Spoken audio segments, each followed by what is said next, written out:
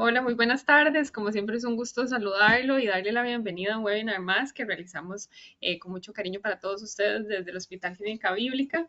Bueno, hoy vamos a hablar de un tema, ¿verdad? Siempre buscamos los temas como con más necesidad, más buscados por las personas y una de esas es hernias de disco cervical. Para eso hoy tenemos al doctor Francisco Gutiérrez con nosotros. Hoy nos acompaña aquí. Estamos en nuestra sala de prensa.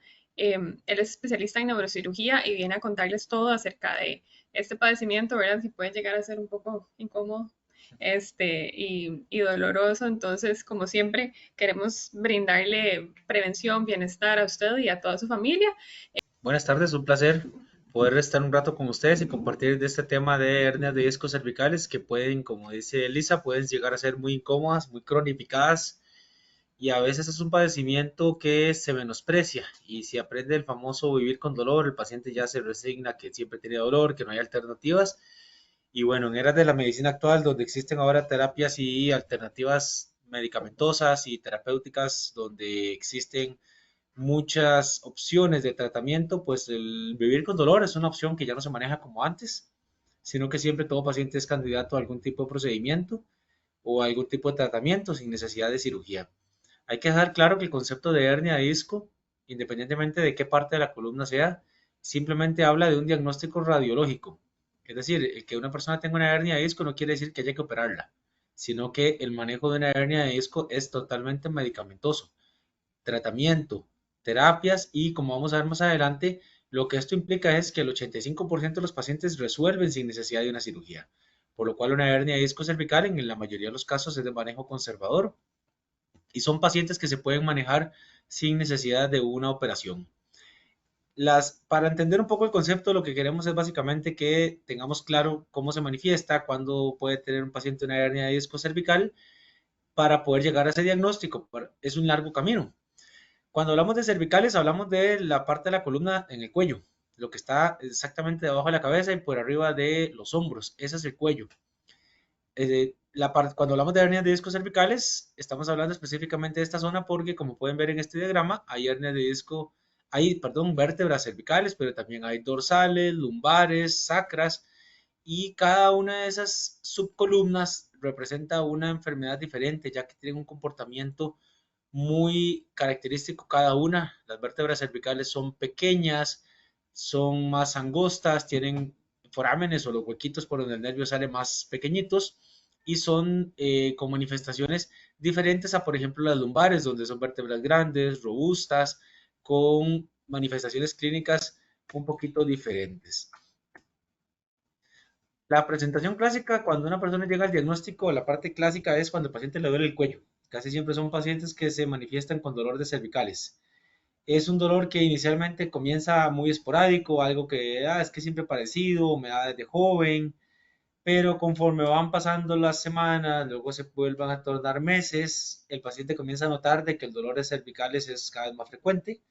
Como pueden ver en esta imagen, habitualmente ese dolor se irradia hacia el trapecio, hacia lo que le llamamos el trapecio, es como la zona hacia la parte lateral del cuello que va hacia el hombro. Se puede irradiar al omóplato, a la parte de la parte media de la columna, que es esta zona de acá, que es la zona que se encuentra entre las escápulas. Y muchísimas veces, muy característico, es que duele en la zona de atrás de la cabeza, en la base del cráneo. A veces el paciente dice que duele también hacia la zona de las orejas, hacia la parte de atrás de las orejas y que ese dolor habitualmente lo describen como algo característicamente opresivo, como una presión, como que sienten ahí tenso. Esa es la típica contractura. Ahora bien, una contractura no puede durar más de 3 a 5 días. Una persona puede tener una contractura porque hizo una fuerza, porque hizo un esfuerzo físico, alzó algo, porque hizo algún trabajo en el gimnasio que fue mayor de lo normal, de que por ejemplo hizo un aumento peso con las barras y eso puede generar una contractura a nivel cervical. Esto es completamente esperable. Una situación familiar, una situación de desempleo o una situación con alguno de los hijos puede llevar a que haya una contractura, a que duela el cuello, pero esto debe ser algo autolimitado, es decir, que es algo que resuelve con un par de días. Habitualmente, si el paciente le molesta mucho, se toma un analgésico y revierte. Cuando no es normal es cuando ese dolor se comienza a tornar ya constante, que la persona le duele, ya pasan varios días y mantiene el dolor. Entonces, cuando ya pasa de 3 a 5 días, que una contractura debería estar autolimitada a 2, ya en 3 no es normal y ya 5 es completamente motivo de consultar, que vamos a ver ahora dónde se consulta, porque no consultan inicialmente con nosotros, con el neurocirujano, sino que inicialmente debe consultar para tratamiento y una terapia. Pero cuando el dolor se mantiene constante es cuando fuera lo normal. Entonces, es un dolor en el cuello constante, opresivo, que ya se sale de la normalidad cuando pasan más de 3 a 5 días. Ahora bien, ese es el típico dolor que es el paciente que clásicamente se lo deja mucho tiempo, porque dice que es que lo tiene cada rato, que siempre tiene ese dolor, y pasan meses y mantiene el dolor. Ahora, ¿qué pasa cuando ese dolor se manifiesta por un dolor irradiado al brazo? Aquí es diferente. Las cervicales se pueden manifestar por un dolor solamente en el cuello o cuando el dolor baja a través del brazo. Característicamente tiene que ser un dolor comunicado de cuello, hombro, antebrazo, brazo y puede llegar a las manos. Ok, vamos a ver más adelante que dependiendo de la zona donde llegue es una raíz nerviosa. Característicamente irradia principalmente a un lado más que al otro. Y ya aquí no estamos hablando solo de problemas en cervicales, sino que estamos hablando de que puede haber un nervio prensado o pinchado. Entonces, cuando ya el dolor se acompaña de braquialgia, que es el término médico que usamos para un dolor que va al brazo, es cuando ya son pacientes que no pueden manejarse simplemente con unas pastillas antiinflamatorias o con un relajante muscular, sino que lo que hay que hacer es ya estudiarlo porque ya esto está hablando de un compromiso de un nervio. A nivel de cervicales hay dos tipos de síntomas que pueden dar. Las cervicales, característicamente, hay médula y hay raíces. A diferencia de las lumbares solamente tienen raíces. Entonces, los síntomas de una hernia, por ejemplo, lumbar, es de radiculopatía. Clásicamente esa radiculopatía o esa afección de la raíz es ciática.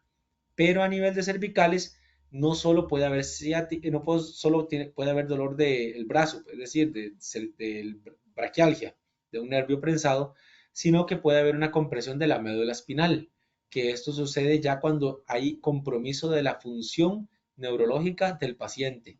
La médula espinal es la que comunica las funciones motoras del cerebro y lleva la información a brazos y piernas. Entonces, no es lo mismo que se te prense un nervio, que te duele un brazo, perdón, tenga un problema de cervicales donde una hernia o un osteofito, como sucede en el adulto mayor, lleva a que el paciente ya no puede cerrar bien los dedos, ya no puede levantar los brazos porque le duele y además no puede por falta de fuerza y comienzan a caminar trabados como un trencito. Eso habla de compresión de médula espinal y es completamente diferente una patología de la otra. En este diagrama vemos la clásica hernia cervical. La hernia cervical lo que se manifiesta es por una compresión casi siempre hacia la parte lateral. ¿Por qué casi nunca hay compresiones hacia la médula espinal directamente? Porque adelante en este diagrama se puede ver esto que se ve amarillo. Esto se llama ligamento longitudinal posterior y ese ligamento es grueso, fuerte, muy robusto y eso es lo que hace que si un disco falla, si un disco tiene una hernia, la hernia se vaya para los lados. El cuerpo es sabio y entonces el cuerpo generó esta protección para que si hay algo malo, nunca toque la función neurológica de la médula espinal y se vaya para un lado. Y bueno, al final lo que prensa es un nervio que es mucho menos severo que si prensa la médula espinal. En pacientes adultos mayores lo que puede pasar es que este ligamento se comienza a calcificar, se empieza a engrosar y en algún movimiento por hiperextensión, casi siempre por una caída de unas gradas, por una precipitación, que se tropezaron, etcétera, ya ese pico contacta la médula espinal y genera una lesión de la médula como tal. Pero en la mayoría de los casos, las hernias cervicales se van hacia los lados y generan un dolor hacia la raíz nerviosa que va directamente al brazo ipsilateral, es decir, del mismo lado. Existen afecciones de la médula espinal en que no solamente pueden ser una hernia, sino que este ligamento de atrás, que está ya justo en la parte posterior, detrás de la apófisis que nosotros nos podemos palpar acá, en la parte del huesito, se llama ligamento flavum o ligamento amarillo. Este ligamento se puede engrosar, se puede calcificar y eso genera ya una estenosis de canal que sí también puede afectar la médula espinal. Como les digo, esto es habitualmente presente en pacientes adultos mayores donde este ligamento casi siempre va a proteger. Lo que va a suceder es que este ligamento se calcifica y comienza a afectar la médula espinal por una compresión ya indirecta. Cuando el dolor se prensa, cuando el dolor va hacia un brazo, eso es por un nervio prensado. Y como pueden ver en este diagrama, las vértebras son 7 vértebras cervicales, pero son 8 raíces nerviosas cervicales, más una que nosotros tomamos como T1, como torácica, pero cervicales hay 8 raíces con 7 vértebras. Y cada raíz nerviosa tiene una característica de distribución. Como pueden ver en este diagrama, C5 que se afecta habitualmente cuando hay una hernia entre la cuarta y la quinta cervical, afecta habitualmente al deltoides, al brazo, en la parte lateral. C6, que es la más frecuente, casi siempre es el dolor que viene del cuello, baja por todo el brazo y afecta a estos dos dedos, índice y pulgar. De hecho, la forma de memorizarlo es que forma el número 6 cuando hacemos la forma de la afección. C7 casi siempre irradia al dedo del medio de la mano y C8 afecta habitualmente hacia la parte del lateral del dedo meñique de la mano. Ya T1 es un poco más inespecífico porque es un dolor por debajo del codo. Pero como pueden ver, cada raíz nerviosa es muy particular. Por eso es que nosotros cuando revisamos un paciente, cuando lo atendemos en consulta, especialmente en la primera consulta, en la primera atención, somos enfáticos en la historia. El 75% es preguntar y preguntar y preguntar porque son esos detallitos que nosotros preguntamos del dolor el que nos va a decir cuál es la raíz nerviosa afectada de cada paciente y luego de eso revisamos los exámenes, bueno, revisamos al paciente y después de todo esto revisamos los exámenes, porque es la forma correcta para poder llegar a un diagnóstico adecuado. De ahí es donde viene el problema de que si no revisamos al paciente y nos guiamos solamente con una resonancia magnética, pues podemos operar una supuesta hernia que era simplemente un desgaste, que no era la causa de los síntomas. Entonces, por eso es súper importante que la entrevista sea adecuada, que se pregunte mucho y que revisemos al paciente la fuerza con el martillito, los reflejos, todo lo que revisamos nosotros en los pacientes, porque esto es lo que nos dice a nosotros si un paciente es candidato a una cirugía o cuál es la mejor opción de tratamiento para cada persona individualizada. Cuando nosotros atendemos a un paciente que nos dice que le duele el cuello o que le duele el brazo y estamos sospechando una hernia de disco, habitualmente ya cuando nos llegan a nosotros los especialistas ya han llegado como radiografías. ¿Las radiografías qué función tienen en una hernia de disco cervical? Pues bueno, la radiografía no va a ver una hernia nunca, la radiografía solo ve hueso, pero como pueden ver acá, por ejemplo, podemos ver que en una radiografía podemos ver indirectamente problemas en los discos. Por ejemplo, vean que los discos intervertebrales tienen una muy buena altura, la altura es la diferencia entre este cuadrito de hueso y este otro, y vemos que hay una adecuada altura, una adecuada diferenciación de altura entre uno y otro, pero vean este espacio está disminuido comparativamente a estos. Entonces, esta vértebra larga es la C2, esta es la 3, esta es la 4 y esta es la 5-6. Entre la 5 y la 6 vemos que hay una disminución del espacio de intervertebral. Entonces, una radiografía no nos va a dar un diagnóstico de una hernia, pero va a orientar al diagnóstico para poder orientar al médico para llegar a un diagnóstico más rápido, más preciso. Porque si el paciente está muy sintomático, pues bueno, no es buena idea mantenerlo con un montón de tiempo con tratamiento. Existen también cosas que podemos ver en esta radiografía, son tal como por ejemplo osteofitos, que no necesariamente son hernias, sino que son picos de hueso. Estos picos de hueso son hernias calcificadas o simplemente prominencias de la vértebra que empiezan a prensar el nervio y se manifiestan igual que una hernia.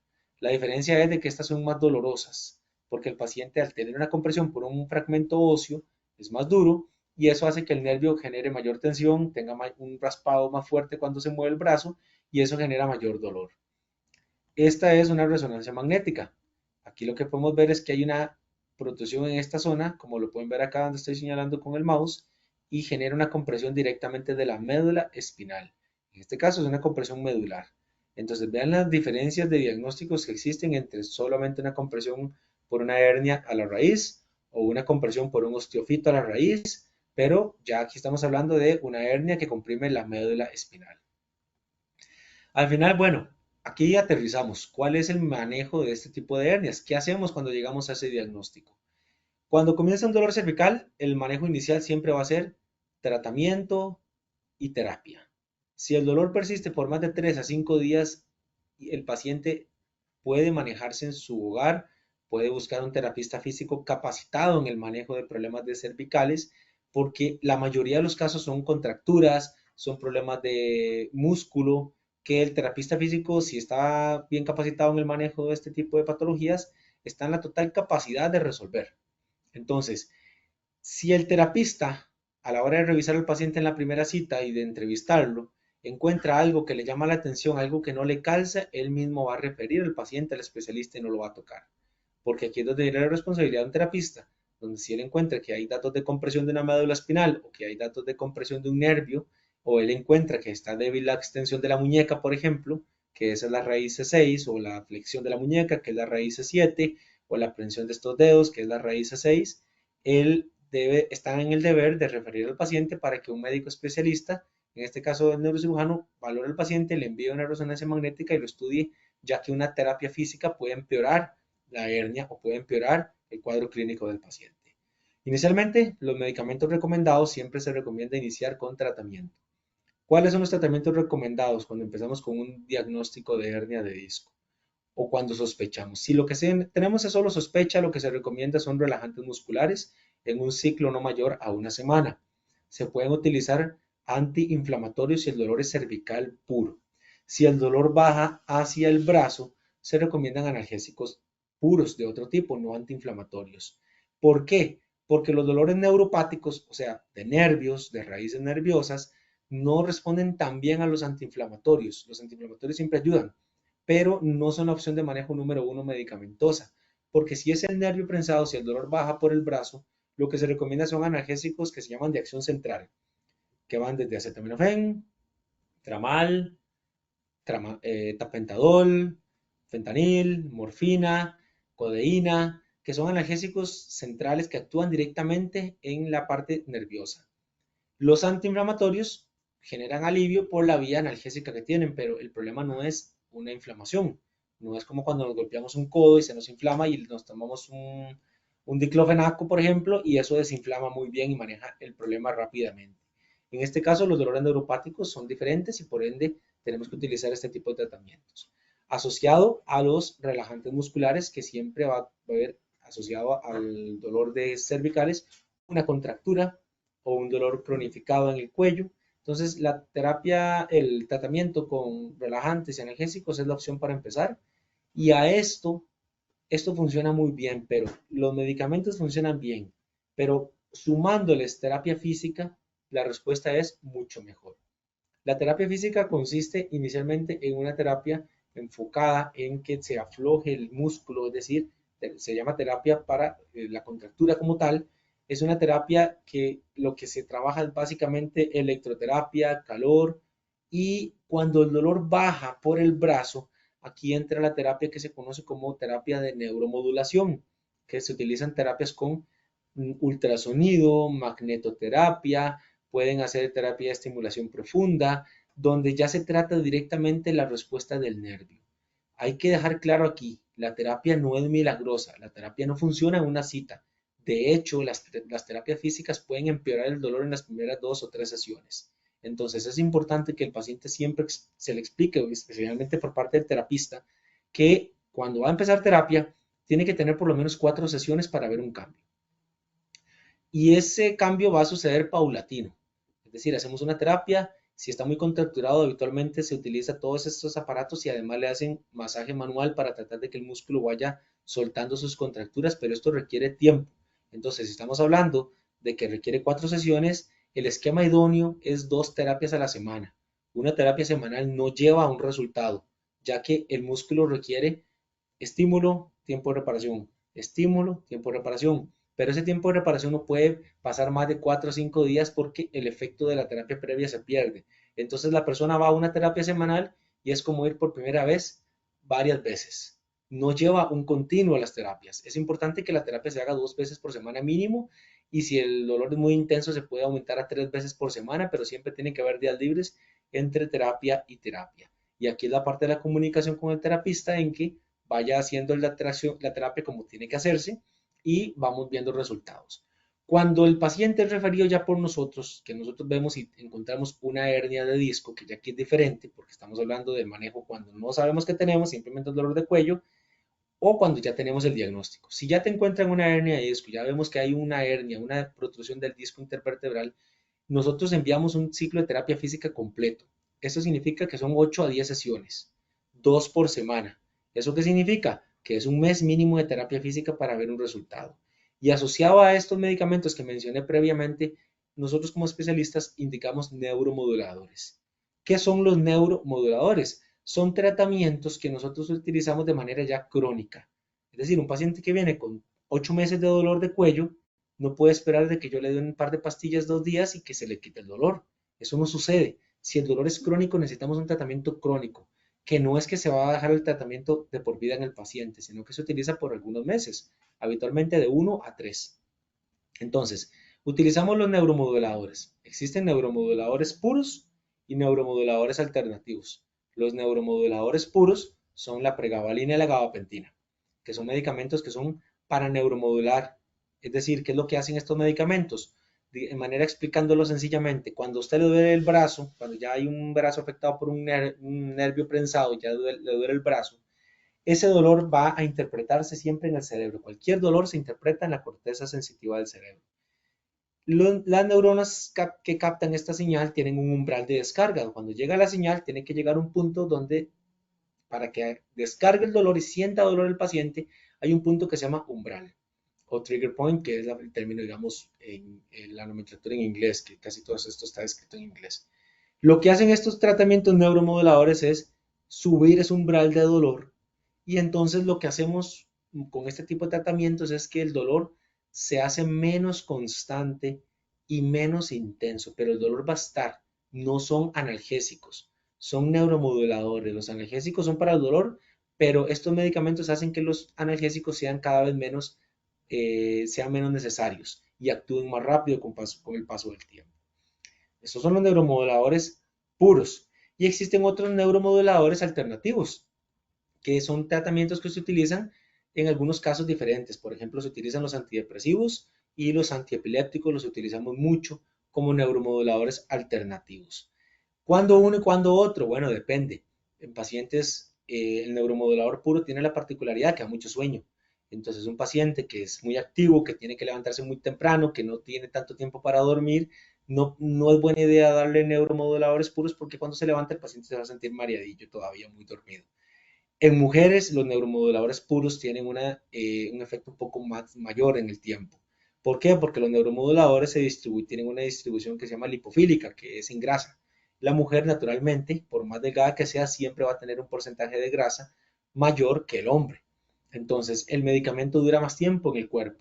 Dura más el cuerpo botándolo porque está distribuido en mayor volumen. Entonces, el metabolismo es un poquito más lento. Entonces, se despiertan un poco más golpeadas a veces. Entonces, dependiendo del fenotipo de la persona, uno, o si ya probó previamente un neuromodulador, pues a veces utilizamos los alternativos como los antidepresivos y los antiepilépticos.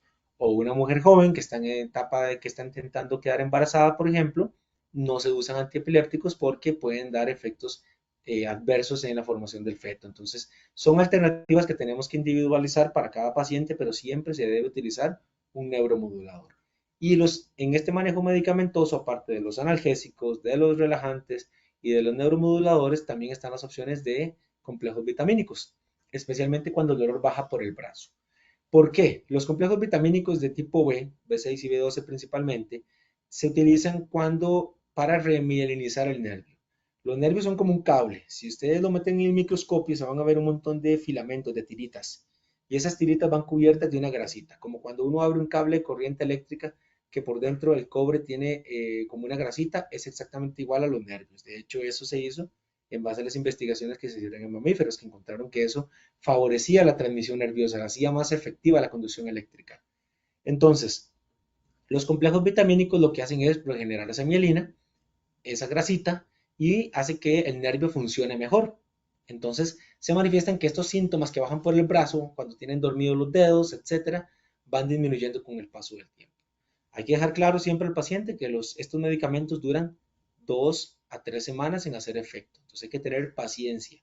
Por eso es que al inicio se utilizan mucho analgésico y se van bajando después de tomarlo 1 o 2 semanas para que inicialmente no hay tanto efecto del neuromodulador y hay que esperarlo. Entonces ese rato lo cubrimos con analgésicos y relajantes y luego empezamos a bajar los analgésicos y relajantes porque el neuromodulador ya va a ir haciendo su trabajo y ya el paciente va teniendo su respuesta.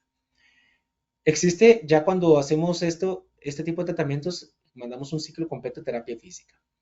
¿Y qué es lo que pasa? Bueno, si el paciente tiene una hernia discocervical y en la revisión yo le encuentro que el paciente no tiene debilidad, que los reflejos están bien, que simplemente es algo de puro dolor, como la mayoría de los pacientes, existen las opciones de tracción cervical. que esos son ya terapias físicas más avanzadas que se hacen en una camilla especial donde el paciente se acuesta y le ponen un sujetador a nivel mandibular y eso genera una presión hacia afuera y otro arnés que está pegado a la cintura del paciente y eso lo que hace es jalar el cuello. Es decir, empezamos a hacer tracción, a traccionar el cuello en sesiones intermitentes. ¿Y qué es lo que al final le hacemos con eso? Bueno, hacemos que la hernia se trate de ir metiendo con cada sesión. Para que funcione, hay que hacerlo por lo menos lo mismo, un ciclo completo de 8 a 10 sesiones.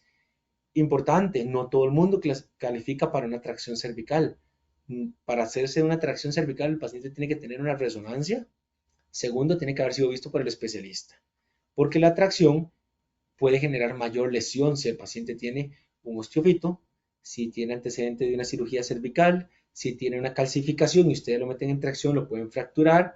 Entonces, estos pacientes tienen que haber sido vistos por el especialista y si el paciente califica para una tracción cervical, puede ser una gran herramienta, especialmente en paciente joven, donde las hernias son muy blandas, son cartílago todavía, son blandas, son suaves. Entonces, la tracción nos permite que la hernia se pueda ir reacomodando y bueno, existe evidencia científica que dice que la tracción a largo plazo no funciona, existe otra evidencia, mucha evidencia también que dice que sí. La tracción es una terapia alternativa, buscando formas no quirúrgicas de tratar al paciente. En mi experiencia personal, la utilizo mucho en los casos que la pueden utilizar y realmente tiene muy buenas respuestas si se escoge adecuadamente al paciente. Cuando una hernia de disco se opera, entonces, el manejo de estos debe ser ordenado y escalonado. A menos que en la revisión inicial se encuentre que el paciente tiene una debilidad de la extensión de la mano, un reflejo afectado, alguna alteración neurológica o que el dolor persista, el paciente nunca entra con cirugía. Se mantienen los tratamientos conservadores, se le mandan a hacer tratamientos al paciente escalonadamente de menos a más. ¿Por qué? Porque todo esto que mencionamos anteriormente durante esta charla resuelve el 85% de los casos, aunque hayan hernias. ¿Ok? Entonces, una hernia cervical en el 85% de los casos no se opera, resuelve con tratamientos y terapias físicas. Y cuando el paciente requiere ya una cirugía, bueno, si el paciente, la condición número uno es si el paciente tiene compresión medular. Cuando nosotros lo revisamos y si hay datos clínicos a la revisión, cuando hacemos con el martillo, a la fuerza, le hacemos unos movimientos en el dedo que son signos que nosotros buscamos para ver si la médula está prensada y están positivos, acompañado de una resonancia magnética, aquí no hay duda. El paciente no puede hacerse manejo conservador y tiene que operarse lo antes posible, ya que el tiempo aquí impera y entre más tiempo espere, menos posibilidad de una recuperación completa. Compresiones de médula como tal hay que operar, clínicas, no por imagen, sino que la revisión haya datos de compresión clínica, porque hay muchas veces que la resonancia tiene compresión de la médula, pero no tiene datos en la revisión de que el paciente los tenga. Entonces esos pueden manejarse e intentar conservadoramente. Ahora bien, si es solo dolor cervical o dolor hacia el brazo, se operan cuando el dolor es intratable, es decir, cuando hemos agotado los escalones de tratamiento. Tratamientos, no funcionó, entonces tratamiento con terapia, no funcionó, tratamiento con terapia, tracción, no funcionó, neuromoduladores, etcétera. Entonces, en esos casos, bueno, si hay una hernia, hay que operarla. Hernias grandes, aquí esto se puede poner en comillas porque no necesariamente una hernia grande hay que operarla. Sin embargo, cuando una hernia a nivel cervical sobrepasa los 3 milímetros, casi siempre produce sintomatología muy severa y requiere descompresión del nervio directamente.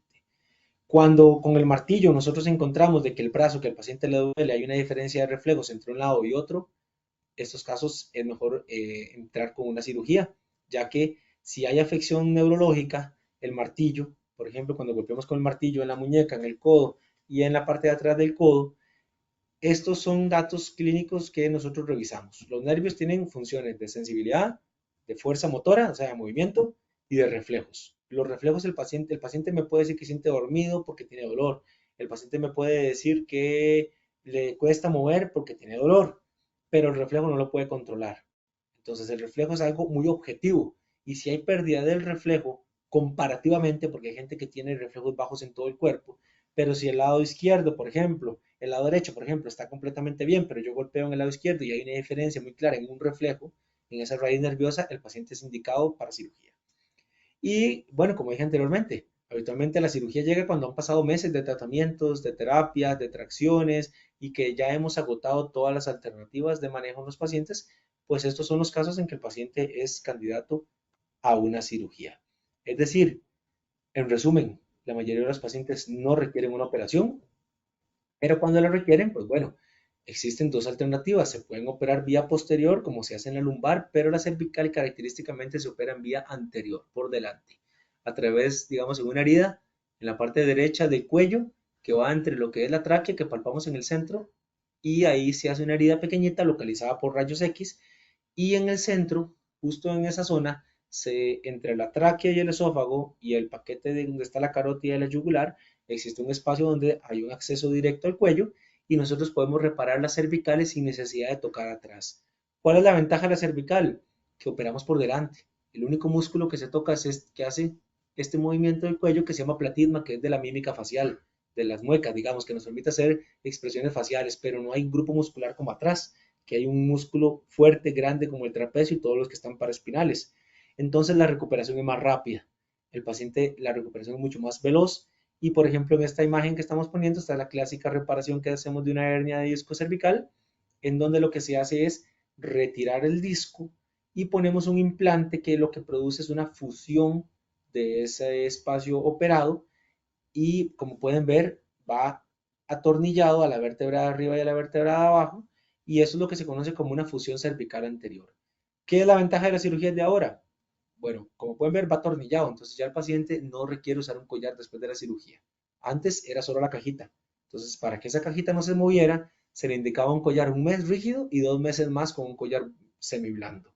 Actualmente el paciente no requiere ningún tipo de collar, ya que no requiere inmovilización porque la inmovilización es segmentaria, solo ese segmento se va a inmovilizar y va con tornillos. Esos tornillos además promueven que la fusión sea más rápida, que la fusión se dé casi que en cuestión de 3 a 4 meses, pero el paciente tiene hasta un año para fusionar. Existen algunas prótesis de disco, que en cervicales se llama Prodisc C, que es una prótesis que en vez de fusionar ponemos un implante de disco, sin embargo estas prótesis de disco ya no se utilizan ya que han caído en desuso y a mediano plazo esas prótesis igual se van a fusionar, el cuerpo las absorbe y se pega en hueso. Entonces las prótesis de disco ya no se están utilizando tanto a nivel cervical, sino que la forma que se sigue utilizando sigue siendo la fusión cervical anterior. La diferencia es que ahora son cajas totalmente heterólogas, es decir, que son componentes totalmente ajenos.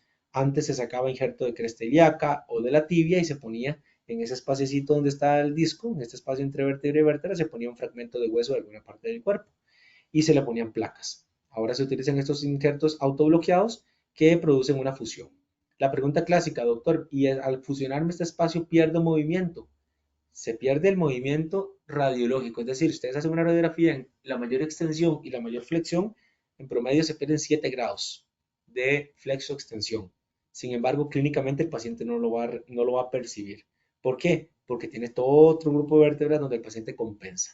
Lo mismo sucede a nivel lumbar, cuando hacemos cirugías lumbares que ponemos tornillitos, fusionamos un espacio, pero el paciente compensa con caderas y puede igual agacharse, entonces no se da cuenta que no hay ninguna percepción de pérdida de movimiento.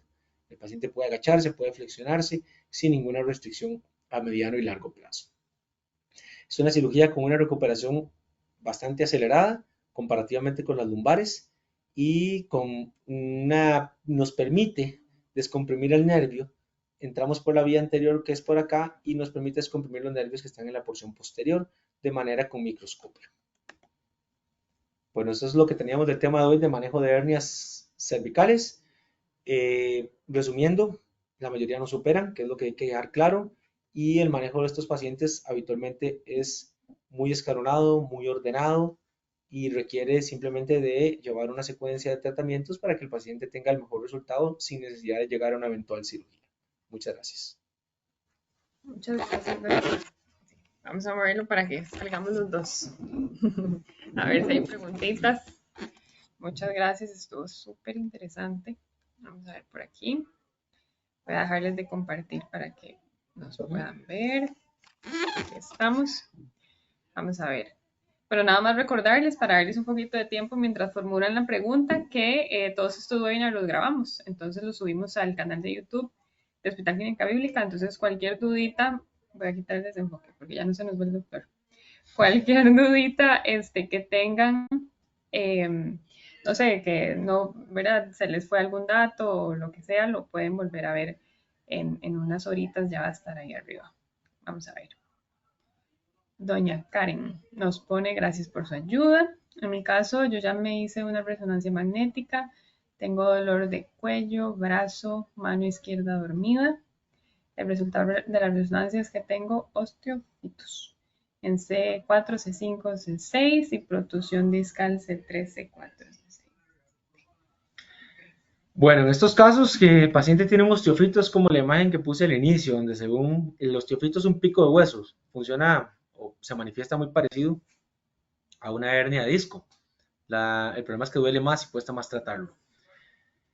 Aquí lo más importante, más que esos resultados de la resonancia, es la revisión, ya que, como está diciendo doña Karen, y es la mayoría de los casos, te van a decir, tengo hernias de C3, el reporte te va a decir 3, 4, 4, 5, 5, 6 y 6, 7, porque es un desgaste normal, así como nosotros tenemos canas, arrugas, podemos tener varios segmentos con hernias o desgastes.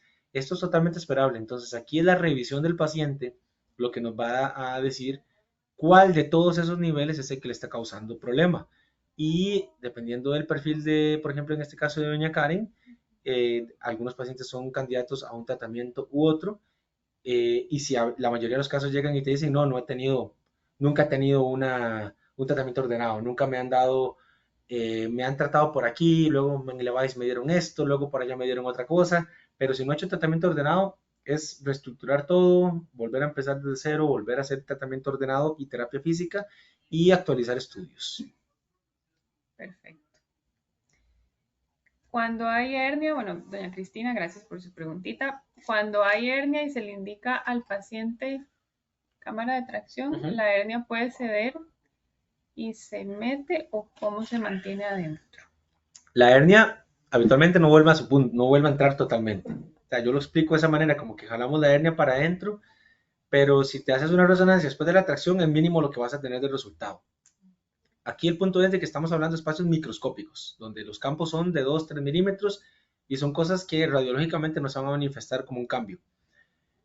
Hay estudios de resonancia magnética de alto detalle donde puedes ver que hay cambios con la tracción y esos son los estudios que sostienen que la tracción cervical funciona a mediano y largo plazo, pero en nuestro medio y en la parte clínica, en cualquier medio del mundo, no vamos a tener un gran cambio en la resonancia. Lo que vamos a tener es un cambio clínico, que suelte el brazo o que al cuello vaya aflojando, que eso es lo que a nosotros nos interesa. La hernia como tal, ahí va a estar. Todos vamos a tener hernias. Después de 30, 40 años, todos tenemos ya hernias de disco en la columna o protrusiones discales donde no es nada anormal y vos no ves que sino a toda la población le dolería el cuello. Entonces, simplemente es saber de que hay hernias, que hay abombamientos, que hay compresiones, pero que lo que ocupamos con esa tracción es que simplemente se liberen los síntomas, afloje el nervio para que los síntomas se quiten. El disco como tal no es explícitamente que vuelve a quitarse y que la hernia desaparece, sino que simplemente ahí va a estar, pero deja de molestar. Ok, sí, aquí va muy ligado a esta otra que preguntó por acá, aliviaría bastante las molestias. Sí, si califica para una tracción, sí. Si el paciente, lo que pasa es que lamentablemente también es un negocio, porque estamos hablando de 10 sesiones para que funcione y no se cobra como una terapia física normal, que vale 20, 25 mil colones, se cobra mayor porque es una terapia física completa y después de todas las terapias te hacen la tracción. Entonces es un paciente que va a estar ahí hora y media, 2 horas. Entonces el terapeuta habitualmente cobra más, por lo menos los que lo hacen de manera un poco más seria. Hay algunos que cobran lo mismo, pero es algo muy comercial. Entonces, lamentablemente es un negocio, pero si el paciente califica, tiene resonancia y es un paciente joven que califica para que la revisión clínica califica para hacer una tracción cervical, el resultado es que yo tengo muchísimos pacientes que los ha aliviado y se han salvado hasta de una cirugía con simplemente hacer una tracción cervical bien hecha y bien indicada, que es lo principal. Muy interesante. Bueno, para dar chancecito a ver si tenemos alguna otra consulta, tal vez, doctor, recordarles dónde te pueden encontrar y para sacar cita. Ok, bueno, yo estoy aquí en la clínica bíblica, habitualmente el call center es el 2522 1000. También, bueno, tengo mi asistente personal que ella puede agendar directamente también aquí en la clínica, cuyo número es 8583-4802. Ella se llama Ariana y ella pues puede agendar, le pueden contactar vía WhatsApp y ella puede agendarles directamente también para facilidad de citas y los horarios un poco más directos, ¿verdad? O entras por el call center de la Bíblica o puedes agendar directamente con ella y bueno, obviamente en redes sociales está toda la información como doctor Francisco Gutiérrez de Neurocirugía. Súper. Vamos a ver, Francela dice por aquí.